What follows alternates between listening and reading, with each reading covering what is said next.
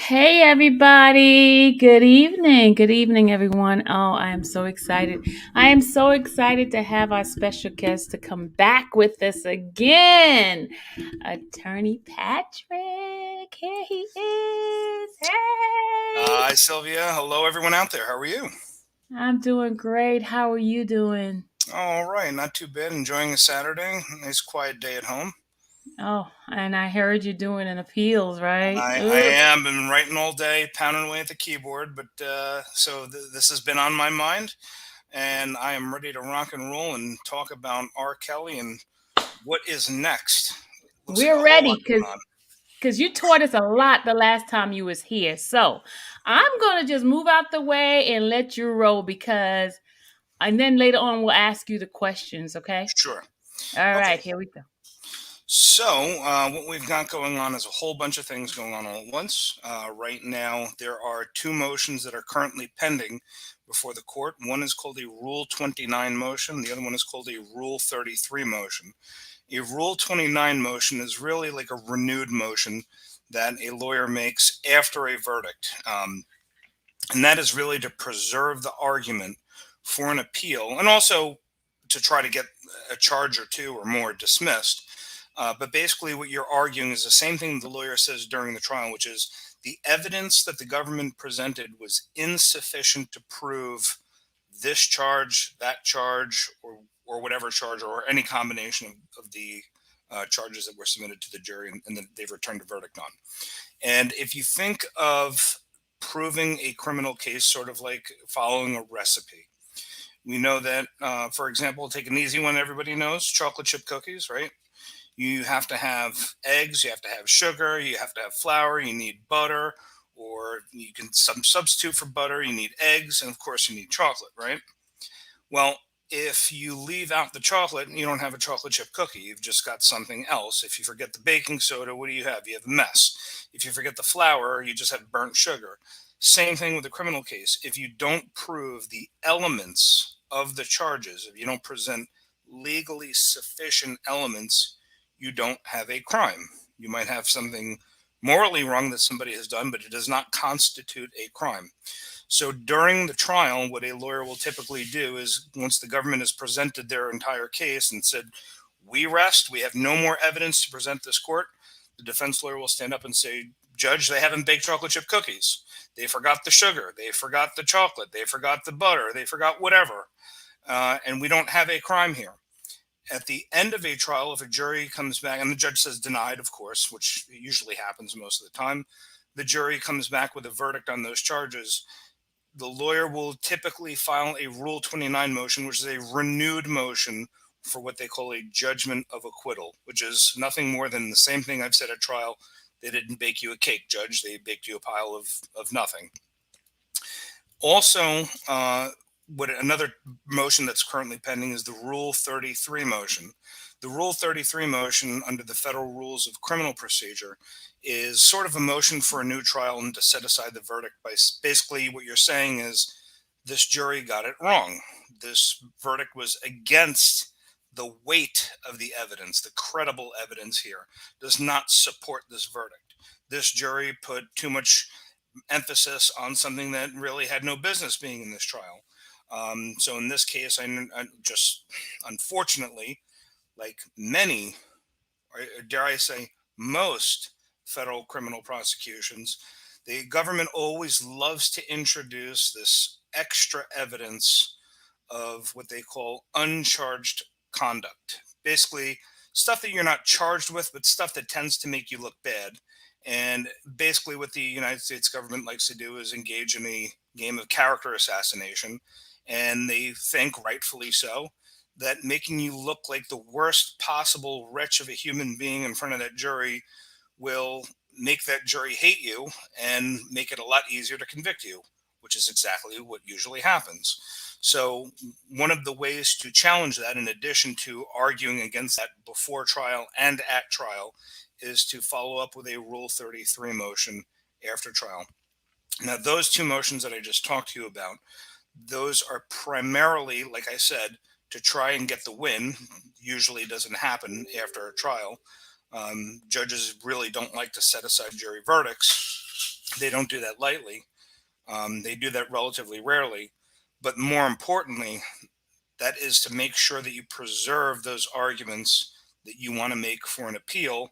Because while this judge at the trial may not give you ice in winter, the judges, when you go upstairs to the Court of Appeals, they might give you what you're looking for. So, in order to make sure that you've preserved those arguments and you can raise them when you go up on appeal, lawyers will typically file these Rule 29 and Rule 33 motions. The other thing we have going on, and I know I touched on this last time, you're going to be you're going to be preparing for two things at the same time, simultaneously. You're going to be preparing for a Rule 29 and a Rule 33 motion after trial. And as you're not banking on winning those things, you're also going to be preparing for sentencing. And I know we talked about this before, but I'll give a quick refresher. After a verdict, if a person is found guilty, the United States Department of Probation will prepare a very long and detailed pre-sentence report to the judge that basically details, the facts of the case, the conduct that formulates the offense, and then goes through the federal sentencing guidelines, comes up with a formula for a point score based on characteristics of the offense and certain other things that are I won't get into it at this moment, but and basically that will come up with a sentencing recommendation to the court. The defense lawyer will make objections to this pre-sentence report and saying, you got this wrong, you got that wrong, I object to this, I object to that. And what you're trying to do is you're trying to whittle away at all those points, because the lower you bring those points down, the lower your client's guideline sentence is going to be. And the guidelines are just simply guidelines, but judges do like to stick to the guidelines. They tend to stick to the guidelines. So if you can chip away at anything, you can lower that sentence guideline and increase the chances that your client will face a lesser sentence at the sentencing proceeding.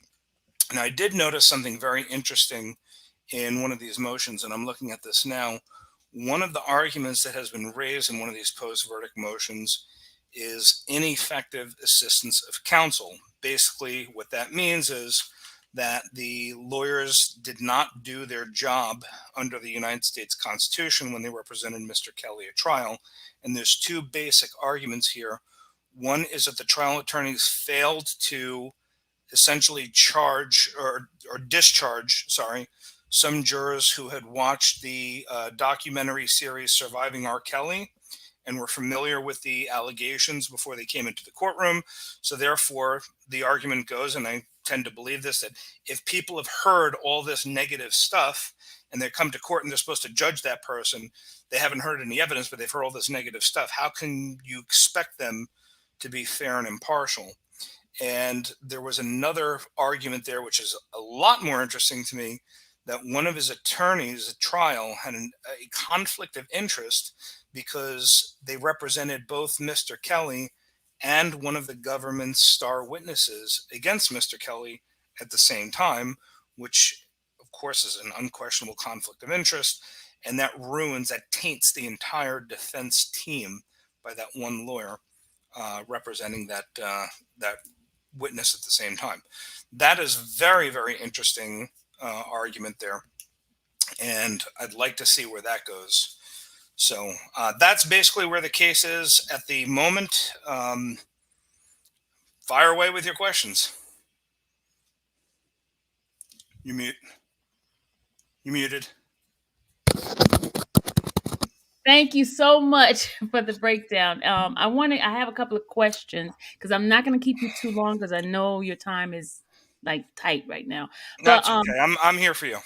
okay, one of the questions, since we're talking about the conflict of interest, one of the things that was mentioned in the motion was that it was unwaivable. Why did the judge waive it, and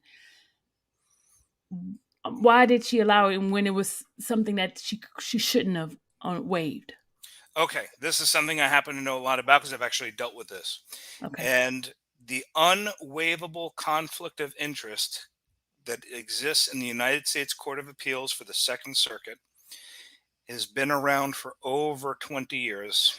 And if you remember the case of Abner Louima, who the police brutalized back in 1998, if I remember correctly, um, one of the police officer defendants in that case was the one that actually broke the ground on an unwaivable conflict of interest. So, first, it is not up to the judge to waive a conflict of interest. That is a client. That is their choice. The defendant has the sole ability to waive a conflict of interest. But some conflicts of interest, as this case goes, are unwaivable because there is simply no way that a lawyer can competently represent two people on completely different sides of the case. That would be like representing the plaintiff and the defendant at the same time in a lawsuit against each other for whatever, let's say breach of contract or a car accident. How do you point the finger at one client and say that person ran the red light and crashed into this person, and simultaneously say, no, actually, that person didn't run the red light. Um, I ran the red light. I mean, it's impossible. It's impossible. So some conflicts of interest are unwaivable, even if the defendant wants to waive them. The court will not allow or cannot allow that to be waived. So that is how the argument goes here. Now, in this situation, I believe this is very much so an unwaivable conflict of interest. On the one hand, you have a person who says that man over there brutalized me, and on the other hand, you have a lawyer who says I'm supposed to attack this person's credibility, my own client, and call them a liar. How is that possible? It's impossible. That's why it's unwaivable. Mute. I don't know why it keeps muting me. It keeps muting me for some strange Technology. reason. I don't know. Okay, thank you. There is another case that they're trying to say that Mr. Kelly is a co-conspirator on, and he had an attorney that's supposed to been. He was contracted to represent him. Now there's going to be a curcio hearing for that case because they're saying that there's a conflict of interest because Mr. Kelly first originally contracted this attorney, even though they never got the money to transfer. Now the other person is being represented by that attorney. Why is that considered conflict of interest? Not sure what the specifics are, but just to back up for those out there who don't know what a curcio hearing is, a curcio hearing is a hearing where you have a shadow attorney that Mm-hmm. will advise you whether or not waiving a conflict of interest is really something that you want to do. So most people, if you're not a lawyer, a lot of the stuff about conflicts of interest, they don't make a hell of a lot of sense to average people because these are very nitty gritty rules of ethics that lawyers have. And for most people, you don't recognize a conflict of interest until it's way too late. You've already been screwed. Mm-hmm. So whenever there's a situation where there is a potential conflict of interest, what you don't want to have doing is the attorney that might have the conflict telling the client, "Hey, you should waive this," or Mm-hmm. because obviously that lawyer might have an interest in getting that client to waive a conflict of interest that they really shouldn't be waiving. So in that situation, you bring in what's called curcio counsel, which is a shadow attorney, another attorney that will come in and privately meet with the client, go through everything, and say, "Okay, this is the pluses, this is the minuses of keeping this lawyer. At least now you are fully advised whether you can keep this person on your side or not. Now you can make the decision. I advise you not to do it, or I advise you can do it, but whatever. There's always a risk in going forward. At least now you're being advised by somebody who does not have a dog in the fight, so to speak. So, Mm-hmm. um, one of the easiest guiding principles for lawyers is if you have to ask whether this is a conflict, it usually is. There's a And conflict, it's yeah. better to not even get into that scenario to Mm-hmm. begin with, Mm-hmm. because if it goes sideways, you will be living with the consequences for quite a while, and it's just a headache. You're better off not dealing with. Why cause a headache for yourself, cause a headache for your client? In that situation, you just say, listen, I'm sorry, I can't help you. I've spoken to this other person here. I've gotten, confidential information from this other person. Your, your interests and their interests don't really line up, and it's better you not tell me anything. It's better you not, you don't put me in the middle. It's better for you.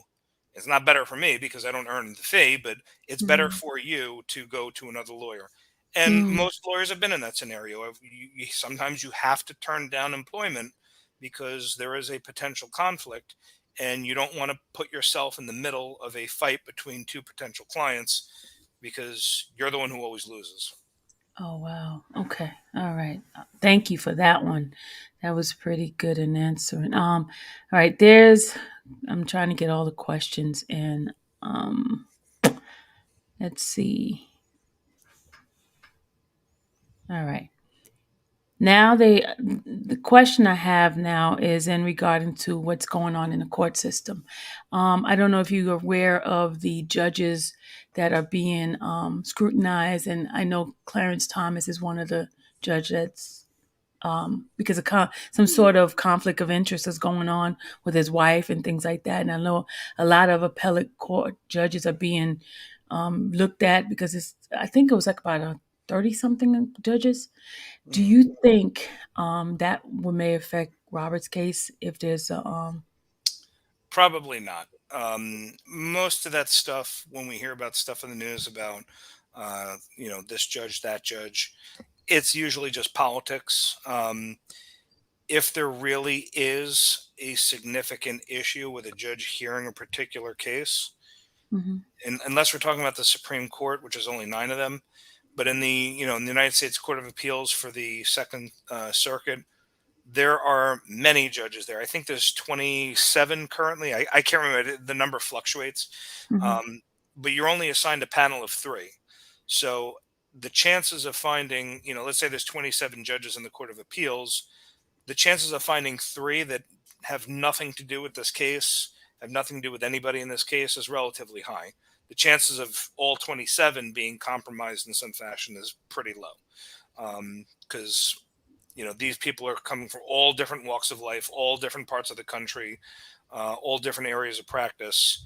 um, so once in a while, and I mean a while, you'll get a case on the Supreme Court where one judge's impartiality is being called into question. In that situation, if it's really serious, the judge will bow out. They'll just bow out of the case. And that's happened a handful of times over the last few years that I've been watching this, mhm. and I mean a handful. But most of the time, you know, it's just one side or the other, just raising Cain over politics. That's really what it is. Because when you get down to it, judges are human beings. They have spouses, they have family members that are into all sorts of businesses, activities, whatever. Um, you know, no no judge that I know has a spouse that sits home and does absolutely nothing. Mhm. Everybody does something. So you can always argue that, oh, he knows, Jimmy's best friend's sister's cousin's, aunt. Well, yeah, so what? That doesn't mean that they're under a conflict. But when we're getting to the Court of Appeals, if there is an issue, they'll just substitute any one of those other 20 judges in there. Okay. Now, there was something that was placed in the motion where they talk about supplanting a motion. What does that mean, Okay. supplanting? Yes, I see Mm, that. That was just on Thursday. yeah. Basically, what they did was they just wanted to swap one out for the other. The government corrected a letter regarding the filing of juror questionnaires. They wanted to supplant it, meaning just swap it out because they probably made some mistake on the other thing. Probably, Mistake. yeah, Hold it's on. probably Mistake. it could be it could Mistake. it could be anything. Remember, lawyers love to cut and paste from one document to a next, so they could have cut and pasted something from some totally other case and left But it's a government. It's the government now. the, the government and incompetence go together like peanut butter and jelly. I'm sorry. Okay. Okay. There was a. Now I'm waiting for the next set of questions. Now, as far with the jury, did you read some of the things in regard to those juries? One was asked, that woman for an autograph. And a few of them said they saw the surviving R. Kelly, and they made a judgment on him already before they even went to court. Yes. Um, what do you? Well, it, we can take a page out of the book from Ghislaine Maxwell, the girlfriend of Jeffrey Epstein. I've actually had this happen. I had this happen in a trial in Jacksonville, Florida, a few years ago, where I found out something very disturbing about a juror that had been sitting on my case and actually become the jury forewoman. Um, After the trial, I found out that despite that which she had told me and the prosecutor and the judge under oath, her aunt was actually the elected prosecutor in Jacksonville. She said she had nobody in law enforcement in her family. Well, her aunt happened to be the chief law enforcement for the entire county of Duval County, Florida. So it's like the elected district attorney. Um, so that was one lie that I found out about after the fact, and the other lie that I found out was when the jurors asked the question, has anybody ever been the victim of a violent crime? She said no, because I did in this particular case. It was a case involving a shooting. I did not want anybody that was a victim or had a close family member that was a victim of a violent crime.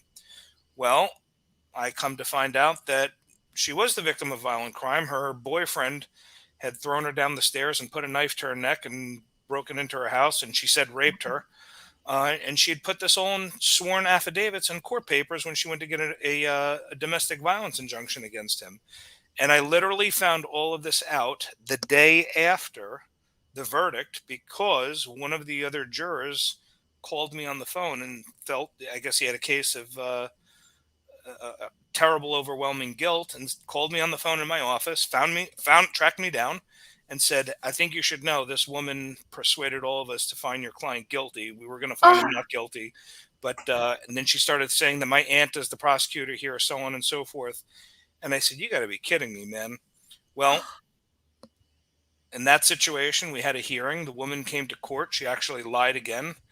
The judge brought her in, and the judge brought in the juror that had called me, and then ended up setting aside the verdict. But that's state court. Look what happened with the Ghislaine Maxwell case. We come to find out something very similar, right? One Mhm. of the jurors in that case, answered a question on a jury questionnaire. Did you or anyone in your family ever have any experience where you were the victim of any sort of sexual misconduct? And he wrote no. And based on that answer, he was permitted on the jury. Well, what happens after the trial? The guy goes on television. He gives he gives interviews to some television stations or whatever, and he says, you know, I was the victim of sexual molestation when I was a child, and I told those jurors in that room what had happened to me, and that's why I believe those women that were accusing Ghislaine Maxwell, and I was able to convince them because what had happened to me. Well, the defense lawyer said, if I had known this, if he had answered the questions truthfully, I never would have allowed that person to be on this jury. I would have challenged that person. I would have kicked him off. I would have done everything I could to kick that person off of this jury, because that's the last thing that a defense lawyer wants, is someone who is prejudiced against your client for whatever reason going into that jury room and talking to those other jurors and sharing their feelings with them. And in the situation here, if you have people who've watched this documentary, they have information that is obviously completely one sided, and none of it is helpful to Mr. Kelly, obviously. Mhm. They're going into that jury room prejudiced in one way or another. Mhm. They have a preconceived notion. And the big question that I have is, how does that affect their thinking while they're sitting through the case listening to the evidence? Are they filtering all of that evidence at the trial through surviving R. Kelly, which is already in their brain? Mhm. Mhm. which, let's be honest, that is the natural human reaction, right? Mhm. And more importantly, when they're discussing the case with the other jurors, is stuff from surviving R. Kelly being discussed, not just the evidence at the trial. That is the big question. We don't know that yet. And I think the only way to know that is if the judge starts conducting examinations of these Okay. jurors Yeah. and finding out what happened, which is exactly what everybody hates to do, is try to go into that jury room, because what happens in that jury room is supposed to stay in that jury room. But Mhm. every once in a while you got something like this going on. The problem is that in federal court, very different from state court, judges will not like to set aside those verdicts for something like this. Glenn Maxwell didn't get a new trial. I think that's a wonderful issue for an appeal, but um, that's not where you necessarily want to be. You want to try and win it here and now.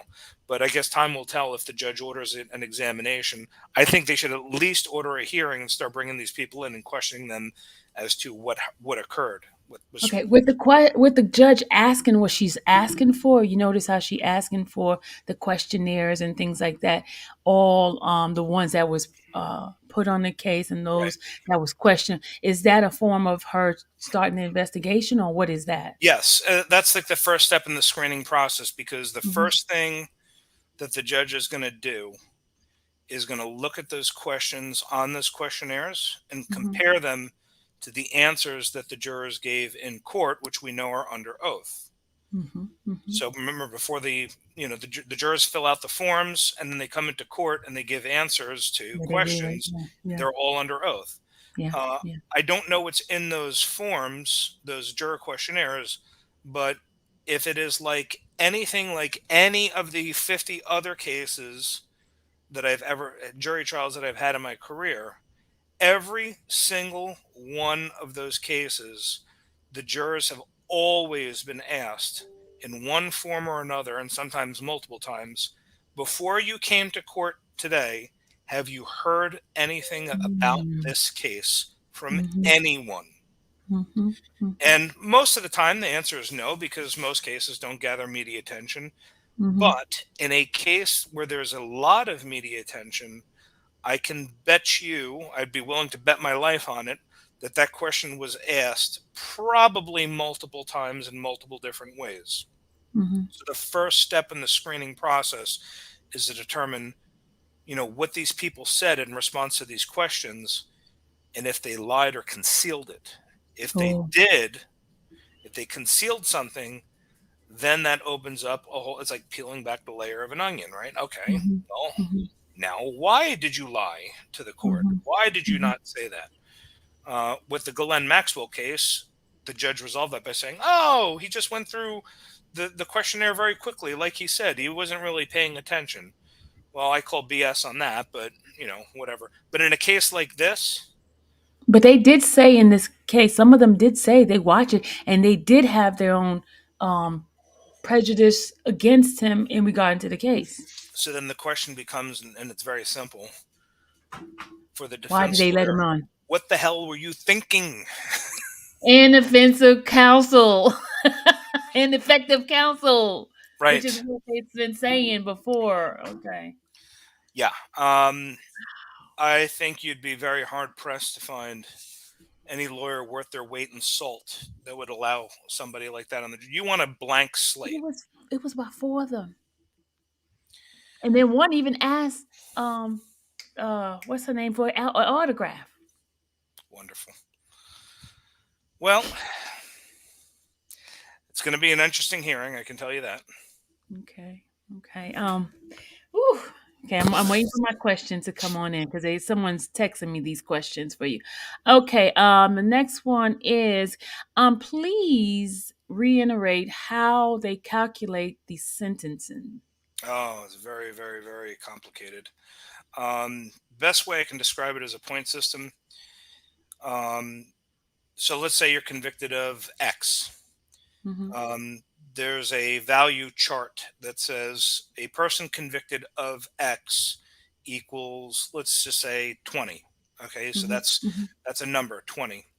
Uh, then we look at the specific characteristics of the offense, right? So let's say we're talking about a financial fraud case, right? A stockbroker cheats a bunch of people out of a lot of money by selling, some, fugazi stock or whatever. Mm-hmm. We look at number one, the dollar amount, right? So then there's graduated, what they call enhancements. Mm-hmm. Let's say you defraud somebody for $1 million. Okay, so that will add 2 points. Let's say it's $5 million. That adds 4 points. Let's say it's $10 million. That adds 6 points. Then we look at the victims, the number of victims. If it's five or more, we add 2 points. If it's 20 or more, we add 4 points.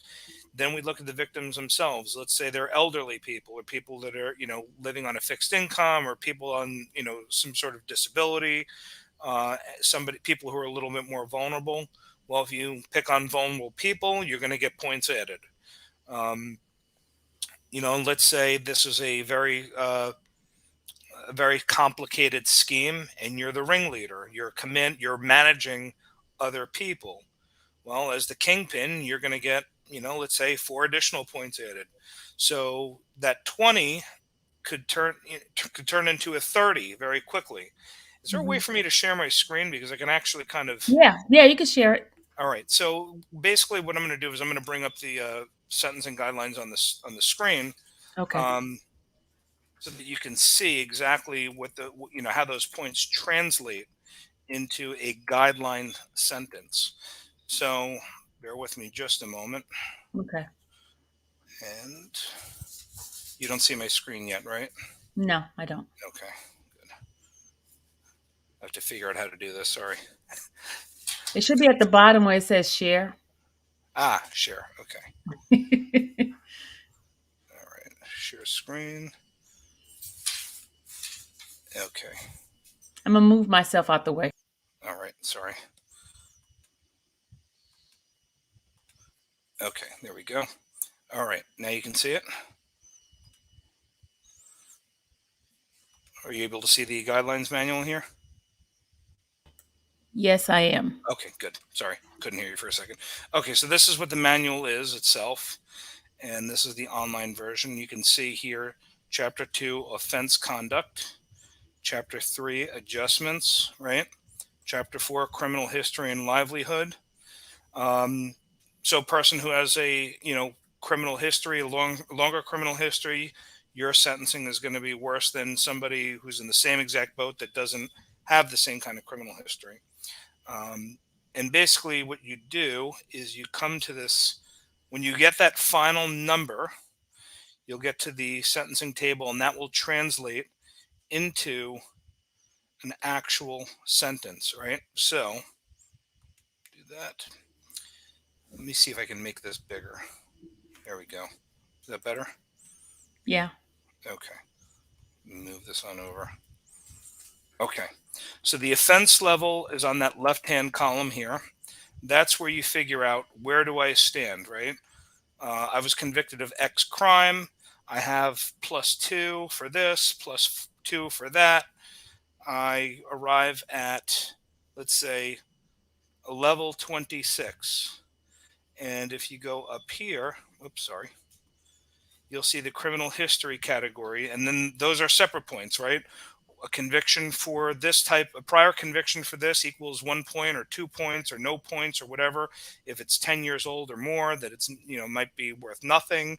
If it's recent, or if you're on probation or parole, that jacks it up even higher. Let's just say your criminal history category 1, which means you either have no prior record or it's so old that it doesn't even count. At a level 26, this is your guideline sentence, 63 to 78 months. The next person, if they have a higher criminal history than you, their guideline is going to be 70 to 87 months. Next person with the worst criminal record is going to be 78 to 97, so on and so forth. So what you're trying to do as a defense lawyer is to move this number upwards as far as humanly possible. What the prosecution wants to do is obviously move this number down. There's not a hell of a lot you can do with the criminal history category stuff. Sometimes there is some room for argument, but this is where This left column here, that's where you really make your mark. That's where you can argue over points. And as Okay. you can see, go ahead, I'm sorry.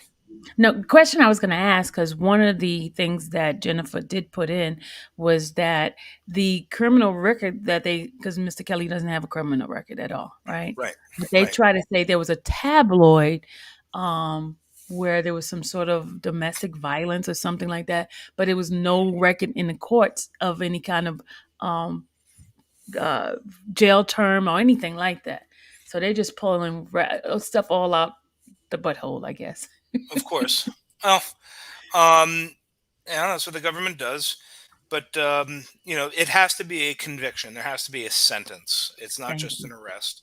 Okay. And this area down here is where I call the swallow your tongue area, right?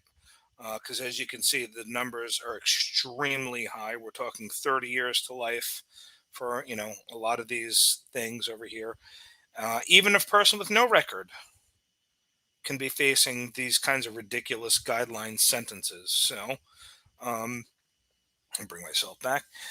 So you can see that's where there's a lot of room for litigation. That's where there's a lot of room for fighting, Mhm. and the die is cast at the end of sentencing with some very strict limitations. You don't really change. You don't really challenge too much of a sentence on appeal. You can challenge some of those point values and so on and so forth on an appeal, but that will only get you so far. The sentence cannot go up on an appeal. It can only go down. Yeah. Okay. Okay. Now, the question I'm having now is recently Jennifer had requested some time for for the sentencing to go after the trial in Illinois, which was rejected. Right. I Um see that. It was last week. yeah, but my thing is if the judge gave them those extra days, why not just let it go after? I don't get it. There's so many different considerations. You never know what it is, but in some ways, it may actually be a blessing because depending on what happens in Illinois, I would not want the government. If something bad happened there, the government, you can bet dollars to no nuts, will be saying, "You should count that too, Judge. You should count that too," so he can get hammered twice for the same thing. Um, Explain that. Explain that. sure. So if Um, he gets sentenced now, they can't come back and get him in Illinois for the same They stuff. can they can get him in Illinois, but what I'm talking about is using whatever happens in Illinois as an enhancement here in Brooklyn. And that's Oh, what you I want to got that's it. what you want to try to avoid if possible, Okay. because then that comes in under that relevant conduct Got subheading, you.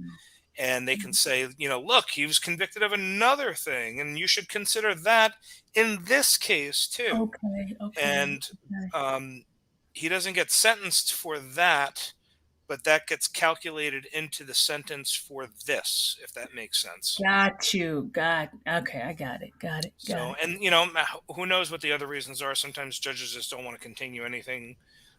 They don't want to prolong it for whatever reason. There could be 100 different things at play here we have no idea about. So, but it's better that they do it now than wait all the way till. I would think it's better that you do it now, because not only that, there would be a lot more pressure on the judge, Okay. um, to either way. Let's say he walks totally in Illinois, right? Mm-hmm. Mm-hmm. And the government is going to be screaming that he got off on that, and you shouldn't let him off here because he's already walked there. I mean, it's one of these, damned if you Yeah, do, damned if you because he's already convicted in the New York don't. case. Right. Okay, I got it. I got it. I got it. It So makes don't sense. let him get away with this, Judge, because he got away with it over there. I mean, that's how the argument is going to go. Okay. Okay. Let me go back into my phone with these questions. Hold on a second. All right. Now, they're asking questions regarding to it's something you mentioned in the last time you were here when they took everything that was negative and brought witnesses talk terrible thing, uncharged um, cases and things like that against him. But when the defense time to bring like someone who like the parents to because the mother persuaded the daughter to do this and that, and they found out it wasn't actually the daughter, was the mother sending a text message and things like that. Why the parents were not being brought in and for the entrapment? So can that be something be brought in to discuss that, or what? Because Jennifer did mention that in her Yeah. filing. Um, Generally, the rule is if it doesn't make it into the record at the trial, it's not going to be considered on the direct appeal. But there is another way to challenge a conviction after a direct appeal. If the direct appeal is unsuccessful, or technically you could do it at the same time, and that's through what's called, we call a 2255 petition, which is a federal motion for post-conviction relief. And that is where you can raise claims based on evidence that did not make it into the record, such as that, right? If there's no Well, mention of that at I trial. think it was mentioned. It was mentioned in the trial. It was in the trial. If it was mentioned, that's one thing. If there was evidence presented about it, that's another. Or if there was evidence that should have Text been message. presented It was but in it, was but they not, didn't. It was there, but they not didn't pursued. allow it, I think. But Okay. it was in the record itself. It was part of the discovery, Okay. all the stuff that the government gave, but they didn't allow it to come If in. if the judge doesn't allow it, then you can Mhm. challenge the denial of that admission of evidence on an appeal and say the judge wrongfully excluded this evidence. They should have allowed this evidence to be presented by the defense, and the fact that they didn't is an error that should be corrected by the appellate court. If there Okay. was evidence that was never presented in the first instance, then you raise that through what's called a 2255 petition. 2255. Okay, so under what circumstances would the judge exclude bringing in vital information like that? You want the real answer, or do you want the? Yes, real answer. Okay, the real answer is that it does not meet the requirements for admission under the rules of evidence. Uh, Mm. the answer that I like to give is if it helps the defendant, it should not come in. That seems to be the guiding principle. But certain types of evidence should not be allowed in under any circumstances. So, for example, hearsay, right? Hearsay is an out of court statement being offered to prove its truth. So let's say, I say that, I heard from, so and so in the neighborhood that somebody else did this crime. Well, that's hearsay because this other person in my neighborhood is not testifying in court. They can't be cross-examined. They can't be challenged. So his statement that's said that was made out of court, that Mhm. doesn't get to come in unless he brings his butt into court and puts himself in the hot seat. That's one type of evidence. That's one type of rule that's the most common one. Another thing is just because a document exists doesn't mean that uh, it's automatically going to be admitted as evidence. Number one, it has to be relevant to some issue, and number two, it has to be in a proper format. It has to be authenticated, so we make sure we're not introducing forgeries or false things, or so on and so forth. So that's why there's certain requirements for admission of evidence. You can't just come in with a statement that somebody else wrote, or you can't come in with a piece of paper that you say is what you say it is without some form of authentication. What about if it was authenticated when they pulled the record from text messages directly from the cellular company, And and it shows that, yeah. that would be something that would seem to me to be properly authenticated. If Mhm. you and I will say this, and I had this in a case, it is actually very easy to fake text messages. They actually make apps for that exact purpose. So what you have to do is the best evidence, and that's another evidentiary rule, is the best evidence, right? What is the best evidence for a text message? My phone, They right? got it from the phone.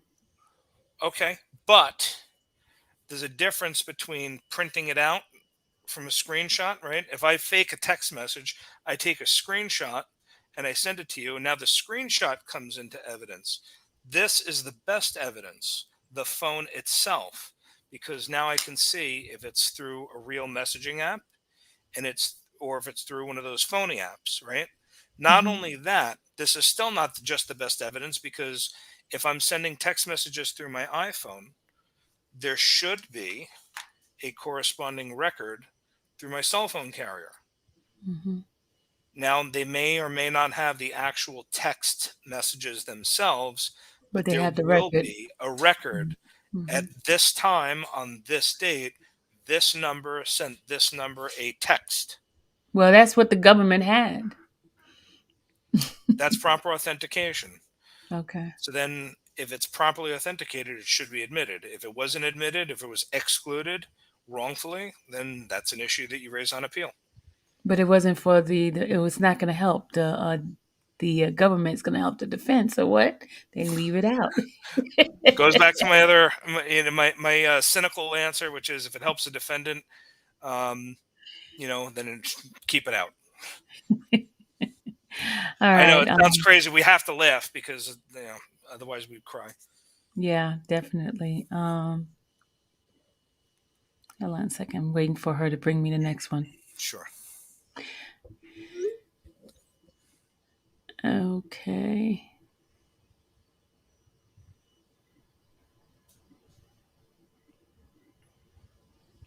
And I'm just noticing some comments in the or some statements in the comment. They one person wrote they cherry picked what messages they wanted to use. Absolutely, and that's exactly what a good lawyer does. A good lawyer cherry picks the messages they want. You emphasize what helps you, and you downplay what doesn't help you.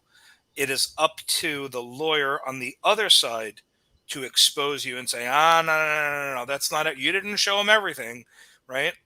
Mm-hmm. If you only showed the first couple of texts, you didn't show what came after that, and that's another rule of evidence, which is what they call the rule of completeness, right? Mm-hmm. Mm-hmm. But you got to be on your toes, and you got to know your case, and you got to know the context in which a text message is sent or a statement is sent, because if you don't want a false narrative to be presented to the jury by your opponent, by your adversary, you want to And that's complete the rule. You want to complete the story and say, let me show you the whole picture here. and see that's what they did with that video. It was role playing, and they made it seem as if it was something else. And I don't know. Here's the next question: how can they establish points for things that he was not found guilty on? Wonderful question.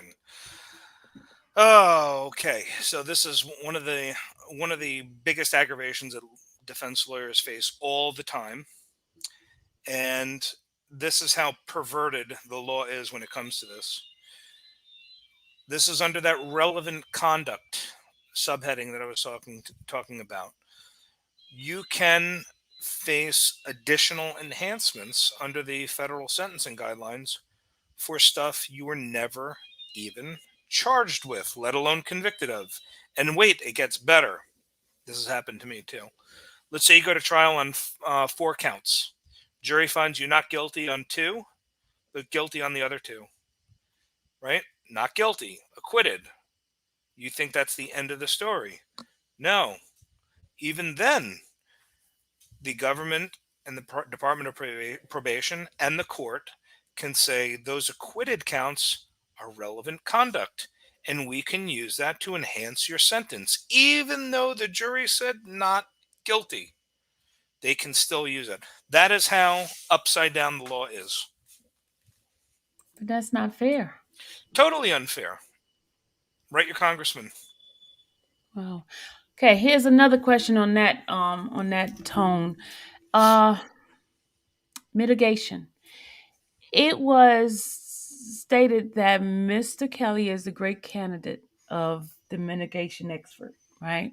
But Okay. now, if he testifies, if he gives information that could cause some sort of, some things that he might say could be used against him and his Fifth Amendment. So, tell me a little bit about that and the pros and cons. And Well, I when don't you say understand it. give information, are you referring to him cooperating with the government as two other people, or Well, it says a mitigation expert. He was okay, deemed a good candidate. So, what is mitigation expert, and okay, why is he sure. considered good candidate for that? Um, what lawyers will do very frequently is use a mitigation expert in order to assist with the sentencing.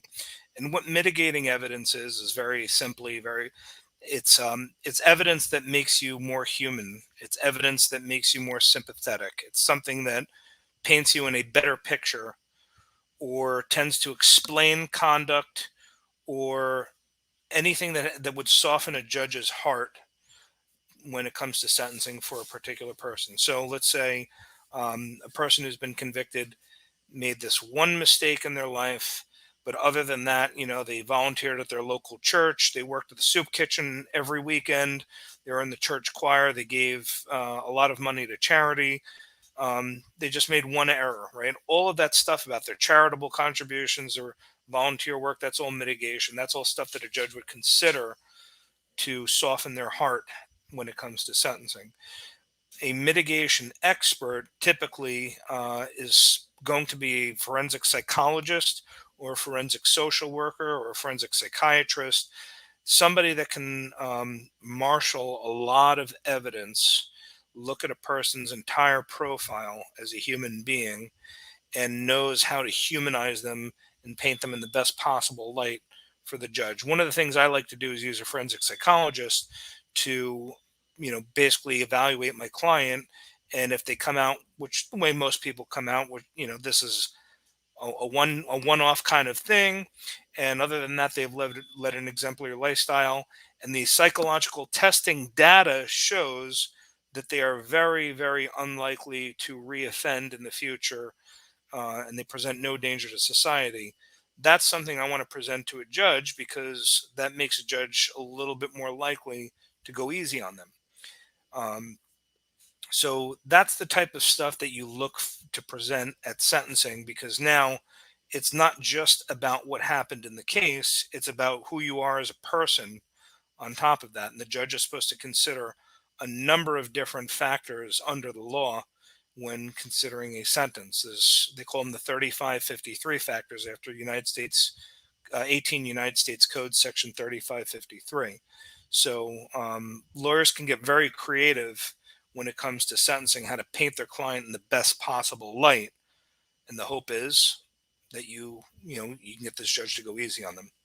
Using a mitigation expert is one of the best things that you can possibly do. It's also very expensive. So why did they say it could cause something with his Fifth Amendment rights and stuff like that? I mean, why Well, would kind of. What you do is, and I've been in the situation after trial where it's one of these things situations where you're damned if you do, damned if you don't. Mhm. What you don't want to do is make any statements about guilt or innocence, and I'll tell you Okay. why. Okay. If you admit that you are guilty after a trial in which you've said I'm not guilty, and you've argued to a jury that I'm not guilty, um, the prosecutor is going to stand there and scream, if you were guilty all along, then why the hell didn't you just plead guilty and save everybody the time, trouble, and expense? Judge, he put us all through this exercise for nothing when he was guilty all along. You should hammer him for it. So you have that. Uh, Not only that, if you're going to appeal, the appellate court is going to look at you totally different. Say, well, you've already admitted that you're guilty. What are we doing here? You expect us to let you off on a technicality? What are you, crazy? If you say, and you dig in your heels and say, Your Honor, I'm innocent, the jury is wrong, then the prosecutor will yell to the court, you see, this man has no remorse. He's still saying he's innocent when this jury found him guilty. He's remorseless. You should hammer him, Your Honor. So there's no good thing you can say after a sentencing about whether you did do it or you didn't do it, because anything you say is going to be turned upside down and used against you. So the best thing to say is nothing. I always tell my clients, and usually they listen, let's present mitigation evidence, right? Mhm. Let me do the arguing. And if the judge says, Do you want to say anything? Just say, I'll let my lawyer talk for me. Okay. Okay. Because there's a way to kind of dance around that issue. And Hmm. judges will never ask a lawyer, well, did your client really do it? That just doesn't happen. Okay. Now here's the other question. With this mitigation, and the judge mentioned in there that there are certain things they can exclude, and that would not be used. So then, with that report, they can go in and darken certain spots of it and not show it to the court, or Yes, there's some things that will not be that can be redacted okay. and not presented to the public. So, for example, psychological profiles, psychological diagnoses, Hmm. um, that stuff is not going to, medical history. Let's say he has some medical issue. Um, Hmm. is he's got kidney failure or something. Any medical issue, psychological or physical, is generally not going to get out into public because that is Okay. considered very private information. Well, a lot of different things went on. They told anyway. Of course, well, things happen, but um, we, the public, will probably not hear if he has any psychological issues. Yeah. Um, obviously, he's probably suffering from terrible anxiety right now. He's Yeah. probably suffering from terrible depression. Yeah. Um, that's more or less a given. But if there's anything else that will probably be submitted under seal, the judge Right. will, the lawyers can say, Judge, you read what I submitted under seal? Yes, I read what you submitted under seal. And I'm not going to talk about it on the record here in a public courtroom, but suffice to say, I heard everything you said, um, and leave it at that because certain private things, don't come out. Um, Okay. that's how that works. Wow. Okay. There was a couple of questions. Let me go on this live here and see if they. There was one person that submitted a question. I see somebody is asking, do I think that Robert has grounds to be able to win his appeal? I did before these motions were filed, and now that I see that one issue about the conflict of interest, that to me that's like touching a nerve. Um, that is a hot button issue, and I think if anything, that might have the longest legs of them all. Thank you for that. We even though I had hope before, now I have it more concrete. That's just an area where you just don't go. Uh-huh. Okay. That conflict of Okay. interest stuff. That's some serious stuff. Well, So why would a lawyer, knowing that there's a conflict, want to still stay on? I mean, what? Why would they? you got to be crazy or dumb or both. If you want my honest opinion, that's that Even if that your is client that is decided, I said, even if. asking for trouble. Okay. Asking for trouble. That's begging for trouble, actually. Yeah. So is that something that could be done before appeal, or can? What do you think the? Well, I don't. I know you probably don't know what the judge would do on We that, don't but know. that is that something that could be done before appeal, or? Yeah, that's what they're doing now. Is they're doing it on a Rule 29, Rule 33 Okay. motion. Okay. Um, if most judges would say, they'll have the reaction like, "What the hell is this about? You want to explain this to me, counselor? Like what were you thinking?"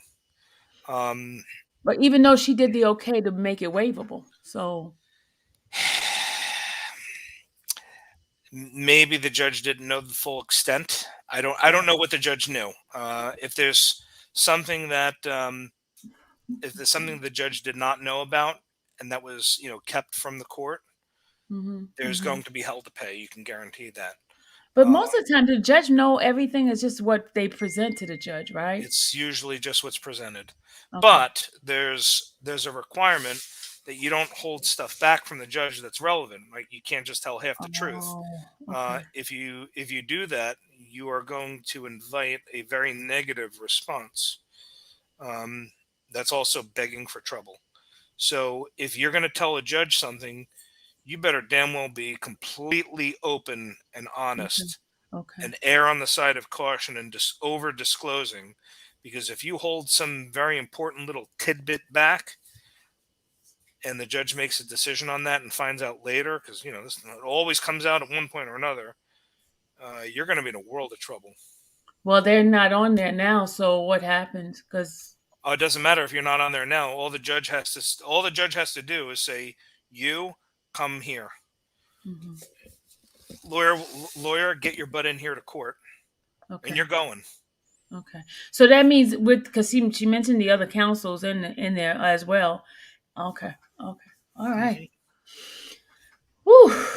Woo, ooh, there's some. Ooh, okay, you gave us some meat into potatoes today. That's heavy duty. That's heavy duty there. Yeah. Um. Well, let me see. Is there any questions you see out there? Because I finished with the ones on the phone. Let's Okay, see. here's a question here. It says the judges allowed the tapes to come even though the accusers did not testify and defense could not question. Okay, I guess the judge allowed the tapes to come in Right. even though the accuser did not testify because one of them supposedly got anxiety. She never took the witness stand. So that was mentioned. Which tapes are we referring to? I'm not clear. This was a tape where there was some like well the person supposedly accused Mr. Kelly of basically being violent towards her and she didn't testify. Like an audio recording or a video?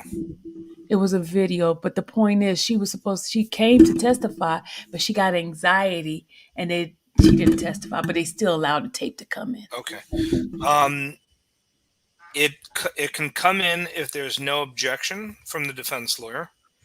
As long as if you don't object, anything comes into evidence, right? If there was an objection, then there's a couple of ways that a tape can come in. Mm-hmm. Um, an out of court state where this is what you call hearsay. Mm-hmm. There's a couple of ways that hearsay can come in. Mm-hmm. One of them is the easiest one is if I threaten or kill the witness to stay away, right? Um, so then you forfeit that right to confront the witness when you kill them, or if you threaten them, make some sort of threat to keep them away or pay them off or something like that. Another way for a statement to come in is when it's called what's a declaration against penal interest, which is sort of like a confession that yes, I know what I was doing was illegal and wrong, and um, I'm still giving the statement anyway.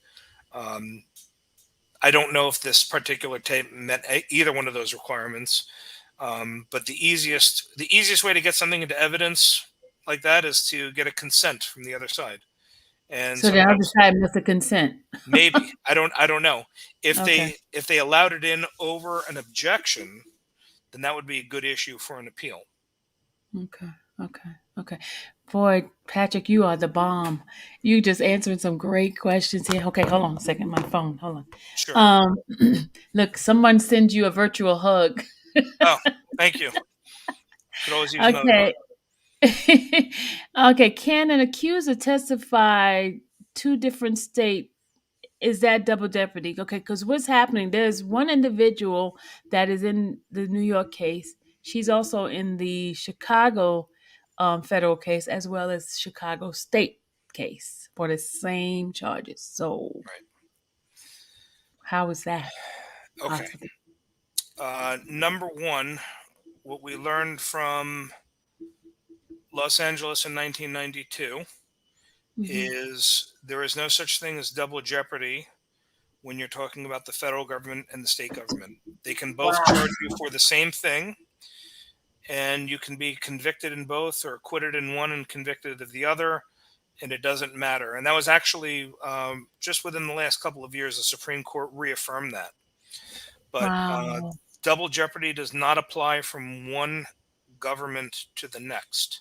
But even though it's the same case, the same dates, the same person, the same testimony, the same stuff, how? Called separate sovereigns, right? The United States is one sovereign.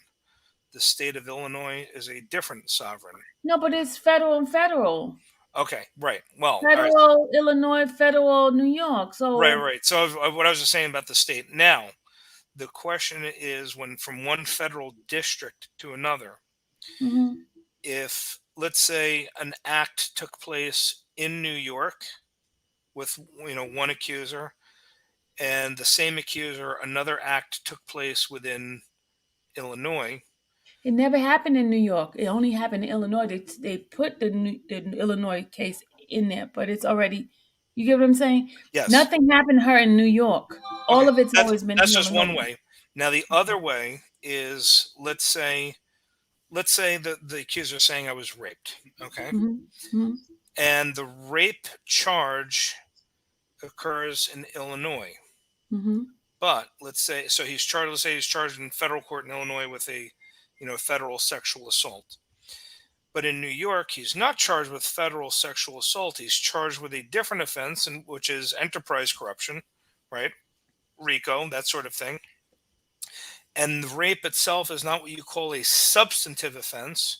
It is simply an act that is part of this whole enterprise, right? It's not an element, it's not a separate charge. It's what you call a pattern act. He can be convicted because it's a different charge in a different district. You confuse me on that one. You confuse me. So in New York, he's charged with, let me get there, The racketeer, person was Durand, okay, but she. racketeer, Hmm. and men act transportation. Okay. Hmm.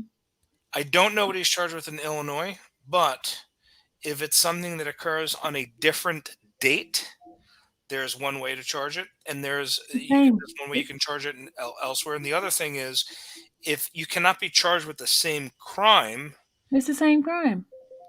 but you can be charged with a similar It's the crime. same crime, same person, same date. I don't know. I haven't looked at the docket in I have Illinois. to show. I have to send it to you on that one. We're gonna do a part two on that one because Okay. it's the same person, same crime, same date, and it's for state as well as federal. New York, federal, Well, if Illinois. it's state court, then that's totally separate, completely as it is. But okay, with the two feds, it's the same crime. Okay, I'll have to show you that so we can just come Yeah, and back. this is where you have to really look into the nitty gritty of what's charged exactly in the indictment. Hmm. But it is possible to charge one person in multiple places. Look what happened with what's his name, Michael Avenatti, right? Hmm. Stormy Daniels' lawyer. Same thing. Hmm. He got charged in federal court in New York. Got charged in federal court in L.A. 3,000 miles away. Similar stuff. But they weren't the same crime. I think they were the same offenses. They're just different dates or different victims or whatever. Um, Well, this one is the same victim, same date, same crime. I couldn't say without looking at the indictment, but it Okay, is I have to possible. show it to you. I have And to there's show and there's probably one very subtle little difference. Okay. Okay. Okay. Hmm. All right. So let me see the next question on that. Let's see.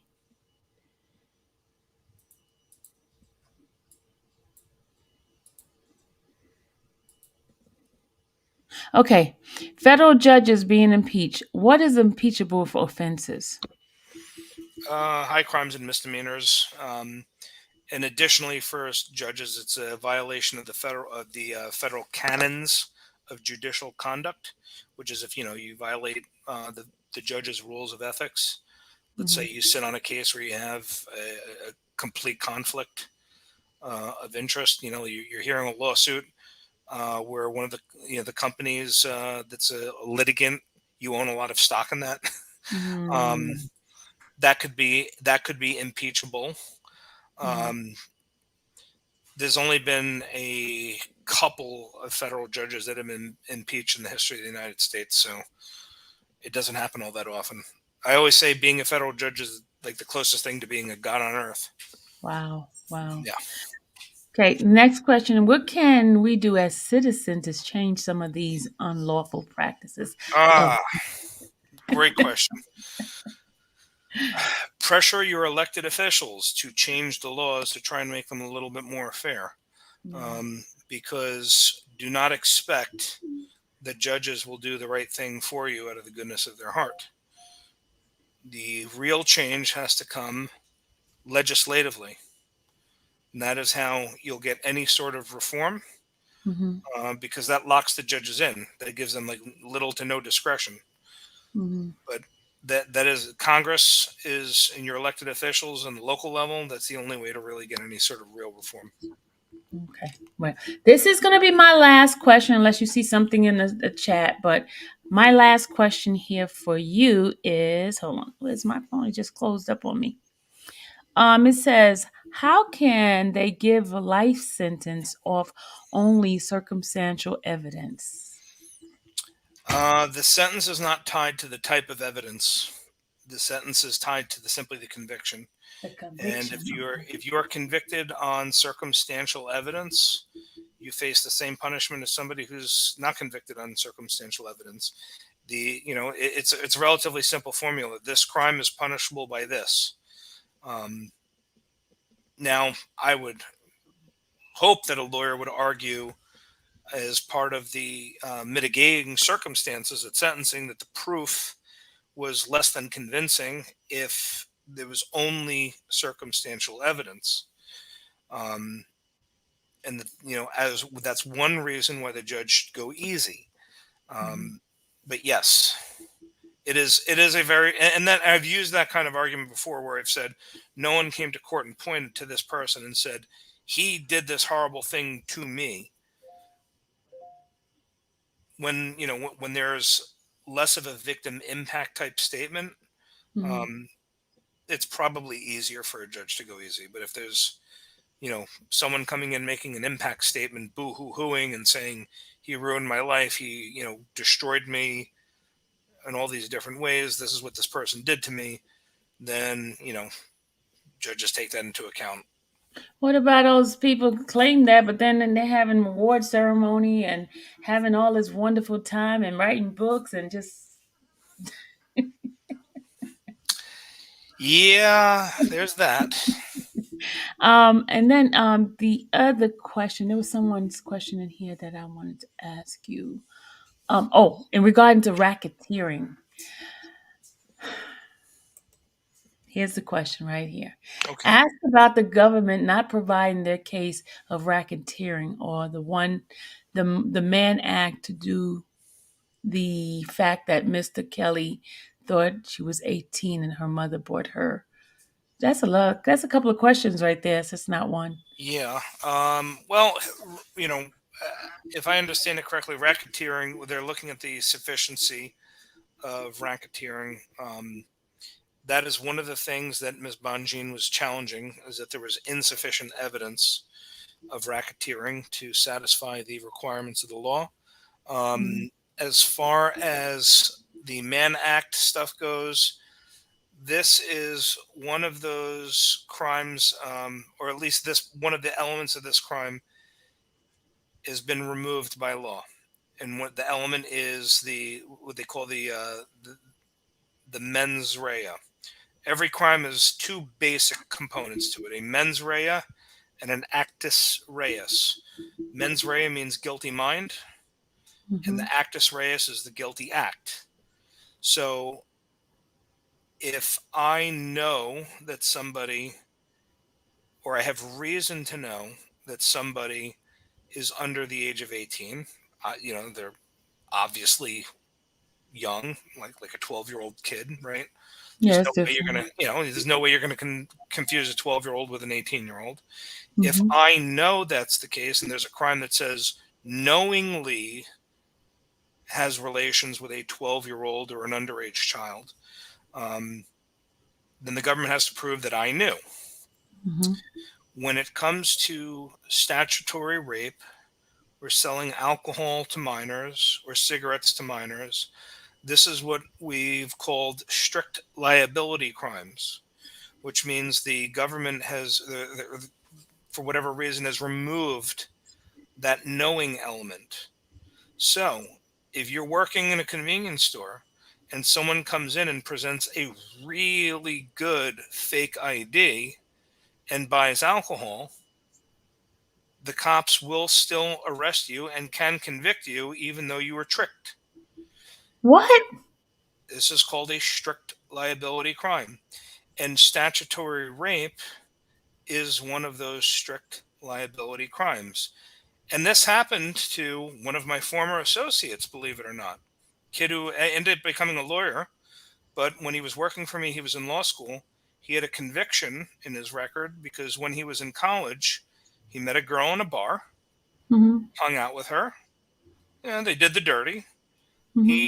He started dating her, and he figured she was 21 because she said she was in college and she was getting into bars and showing an ID. And he goes to pick her up one night, and her father comes out and says, "What are you doing with my daughter, you idiot? She's only 16 years old." The kid said, "How's this possible? I'm in grad school. I met her. She's in the same college as me." He said, "No, she's been having a fake ID." And he was charged with statutory rape, even though the girl had lied to him and said she was a junior in college and was 21, and here's my fake ID. And he was tricked all along. But it didn't matter in the eyes of the law. That's what you call a strict liability crime. But then that's not fair. I mean, how can you fight that? Because You can't. someone, You can't. If they catch you doing it, you're screwed. It's yes, you are correct. It is totally unfair. And I can tell you, many a store clerk has gotten a very expensive fine or arrested over selling an underage kid cigarettes so or alcohol. okay, but this case here, because the state of where she was originally, which is the state of Illinois, the age of consent is 17, right? Mhm. I don't know what it is in Illinois, but okay, I'll take your word for it. It's the age of consent 17, but because they travel to California, which is the age of 18, is the age of consent. Right. So, but they live in Illinois, because that was the argument that Jennifer has in her thing. The legal Right. age is 17 in Illinois. Yep. So how does that play a role in it? Even though they were in a relationship and then they traveled to another state. The other state has a different age. So they don't live in a state. It was a visitation. So how is that a problem? Because the way the federal laws are structured is they can borrow the state law where the act occurs. It doesn't matter necessarily where it originates. It just matters where it occurs or it ends up. And they can borrow whichever law that they want to as you pass through that state. So let's say they fly from Illinois to California. Well, you're flying over Colorado and Nevada and whatever, and the age of consent is different everywhere. But Yeah, since you're 16. passing over, the federal government can say, "Oh, but you passed over Utah, where the age of consent is higher, so we're going to use that law as one of the elements here, But since you if you violated drove that." and you didn't pass through Utah, you took the other route. You have to pass. You have to pass through something. But yes, Wow. the answer is very unfair. Wow. You are That's correct. terrible. Whew, okay. I think that's Lot to being chew on, okay. right? Yeah, it's a lot. It's just so unfair. I mean, I still think of what you said the other time you were here. You said every day, 3 days. Every day we Three commit at felonies a least day. three Three felonies a felonies a day. day. Everybody watching this is committing three felonies a day without even realizing it. That's So, how do we avoid just die then, huh? stay in the house and don't leave and hide in the corner. But then you said the toilet maybe get us in trouble You can't. too. Don't flush the toilet. Don't flush If you flush, if it's more than a gallon flush, it's a federal felony. it. Oh Yes, my god. But yes, this thank is you. totally ridiculous. That's why I support legislative reform. Less government is better. Less government in That's our right. lives. This way, we don't. We can get that three felonies a day down to two. Okay, are you okay with guests coming up? Because I was gonna put a couple of Sure, okay. bring them on. All right. Let me put the link in there for those who wants to come in. All right. Only members could come up and ask question. Only members. Okay, go ahead, guys. Click the link.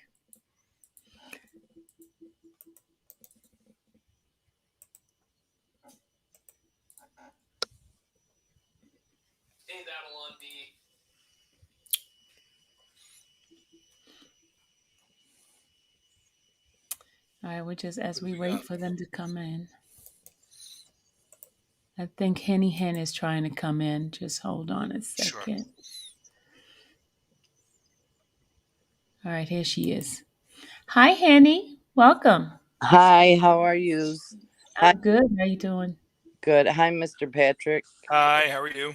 Good. Thank you for coming. Welcome. Hi, how are you? All right. Um, You have to turn your thing down in the back, Henny. I did it. Okay. Okay, the question I had was, okay, with the RICO charge, I know they can seize your assets, right? Oh, they love to do that. Okay, can they also take his commissary? Yes, they can take a percentage of your commissary while you're incarcerated to satisfy any judgment for civil forfeiture or restitution, which are two different things entirely. They can take a portion of your stuff, and generally speaking, the first thing they're going to take, and until they satisfy it in full, is going to be the court costs. There's a $100 court fee for each charge of conviction. So in his case, I'm not sure how many charges that is, but whatever it is times 100. Let's say it's 10 charges. That's $1,000. If he has $1,000 in his commissary, they're going to rip that right out. And then after that, to satisfy any judgment for forfeiture, they'll take a percentage. I forget what the percentage is, but let's say somebody drops $1,000 in there, he'll only get about 800 of it. Will that be after the sentencing or before Yes, sentencing? after sentencing. Okay. Okay. So if he has money in there, he better hurry up and get it out. Let me see. All Yeah. right. Perspective? Go ahead. I was told that there's a preventative measure against that where we, the people, like if we're giving into the commissary, we can be able to call and say, what I'm giving is not for that, and I want it to be given for this. Is that even an option? I don't think so. From what I understand, once the money goes into his account, it becomes his, and then it becomes a situation where it's subject to attachment, meaning that they can reach out and grab it. Okay. Now, there's ways where some family members can buy things directly. There's some services out there for certain commissary food items or clothing items or comfort items where you can pay directly. That I do know. Um, and in that situation, they can't necessarily take that. I mean, what are they going to take? 20% of a pair of shoes? Okay. Now that you've said that, I know that attorneys cannot solicit funds, but what I'm wanting to know is there a way for us to still find If a we way? want to give the money ourselves, I have nothing. I know attorneys asking us to do anything. Exactly. We just want to do it ourselves. Do the law? The law prevent? Is it a federal crime for us to do that? No, anybody you can give money away to your heart's content. Just keep in mind that if there is a forfeiture judgment, some of that money, if you deposit it into his commissary, some of that may end up in the government's hands. I know. I'm saying if I want to decide to give it to the attorney myself. Oh yeah, no. There's no prohibition against that. Okay.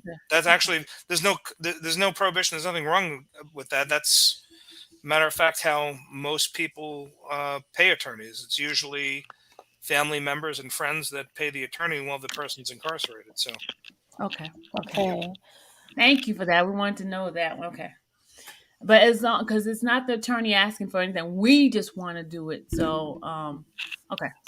yeah, sure, there's no problem.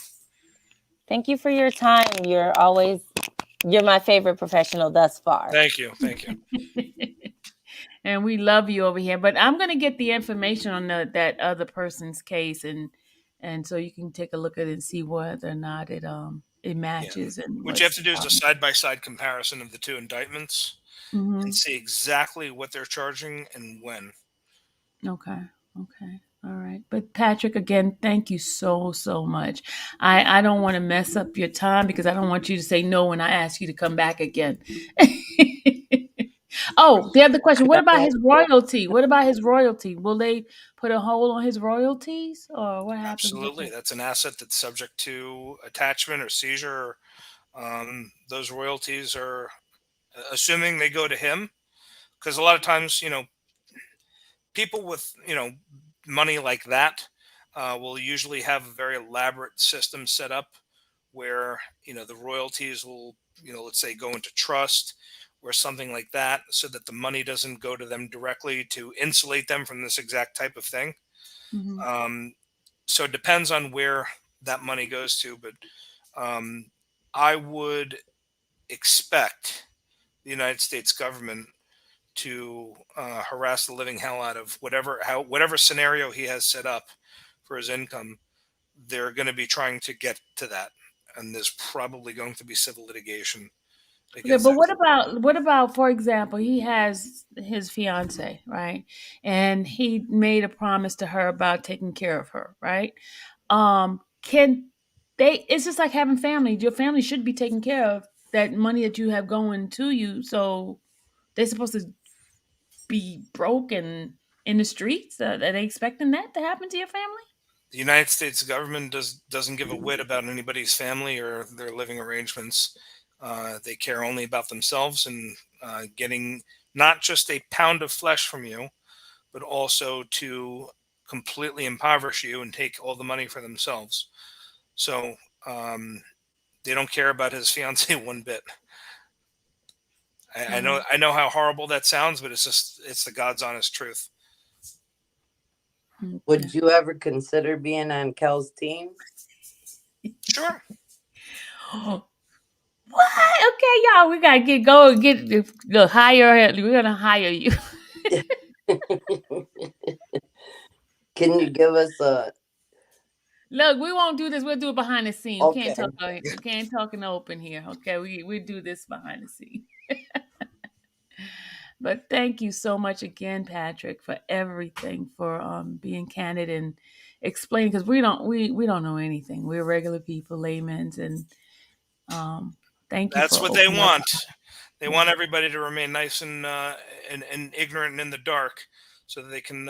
It's very easy to manipulate and control people when they don't know what their rights are. yeah, definitely. What states are you? Can you practice in Illinois or what? No, I'm not licensed in Illinois, but a good friend of mine is. He's an appellate lawyer there. He's in Chicago. His name is David Lewarchek. David Look him up. Lavoie. Yeah, it's like appeallawyer.com or appealcounsel.com. Mm-hmm. I've been friends with Dave a long time. We had a case together in Illinois way back when, 9, 10 years ago. Um, Mm-hmm. but Dave is But, very, very, but very well but accomplished. it's not appellate in the Illinois case. It's not an appellate No, case. nope. Okay. But yeah, Dave Lorchik is in Illinois, so hopefully everything goes good for Mr. Kelly there. But if not, I know a guy. You know a guy? Okay, we'll talk. Can I one more question? Sure. You know how they muted him, right? It and I heard that it was 36,000 signatures they had to mute him. How can we go about getting a petition that big to unmute him? Or what can we When you do? say muted him on what outlet? Music, Ratings? radios. Um, think of it this way. Um, Radio and all that is nothing more than a business, right? And every business responds to consumer demand. If there is consumer demand for a product or for a service, sufficient consumer demand, I don't care how dead set you are against somebody, you would have to have rocks in your head not to cater to that particular market. So if there is enough of a demand for his music and people, consumers say, I want to hear R. Kelly's music on Spotify or whatever. I want to download his music. I want to pay for it and I want to listen.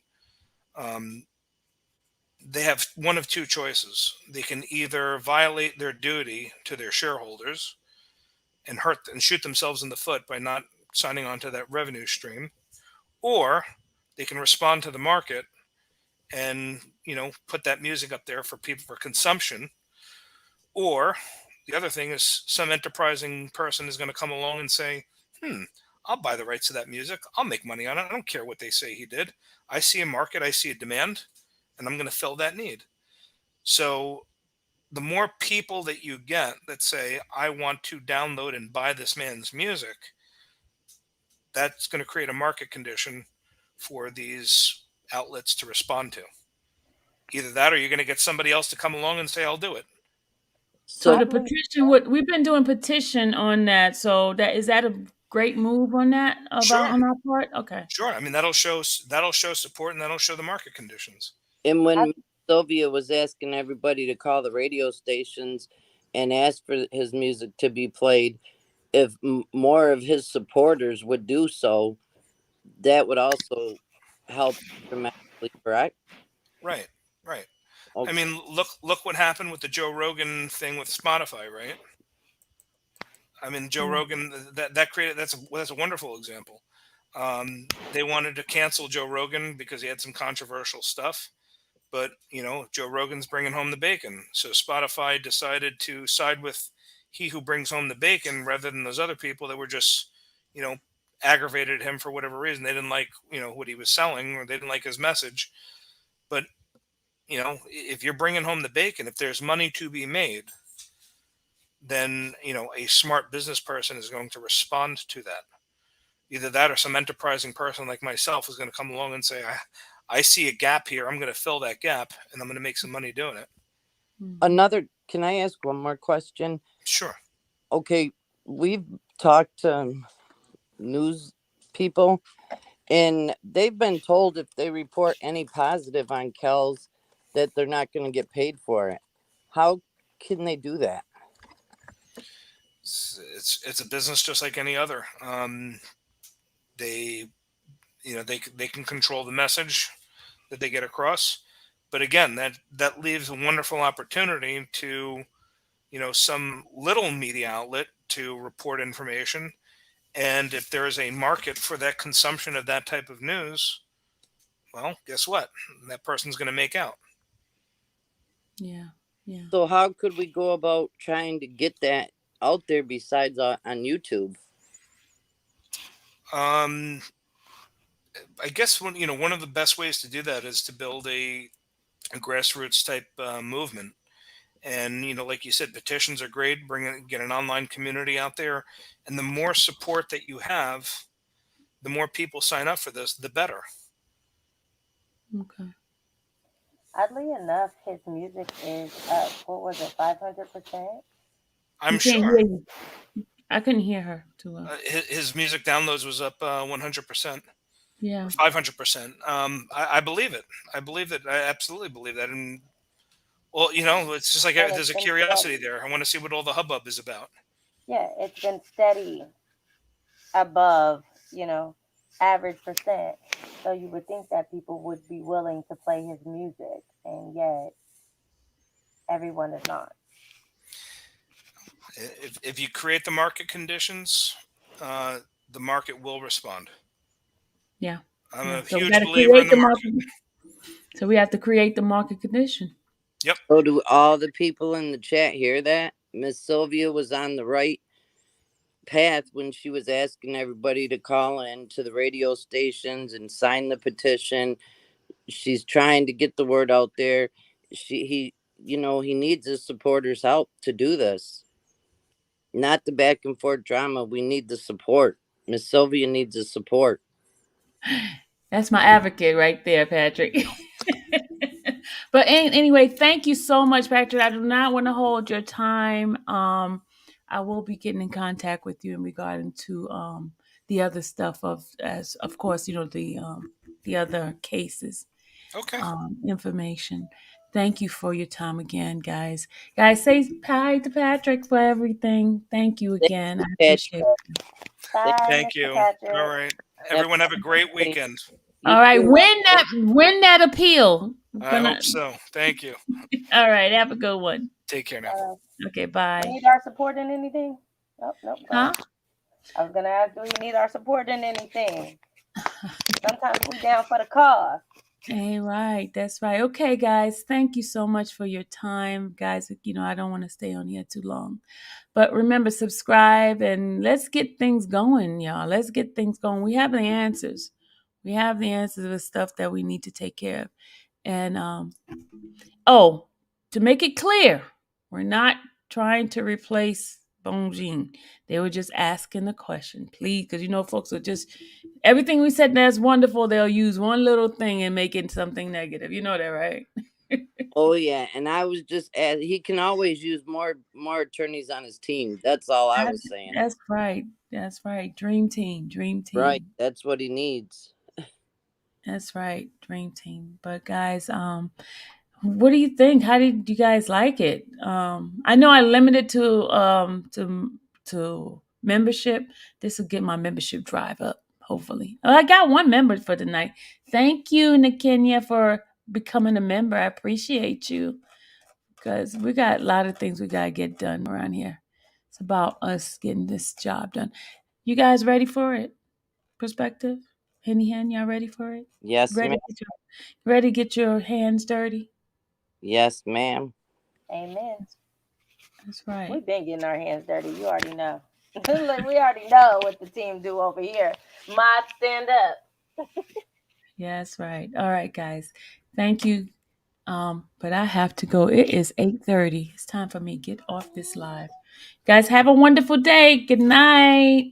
Good night. Thank you. You're welcome. You're welcome. And we'll be having some more guests like this, okay? All right. Have a good one.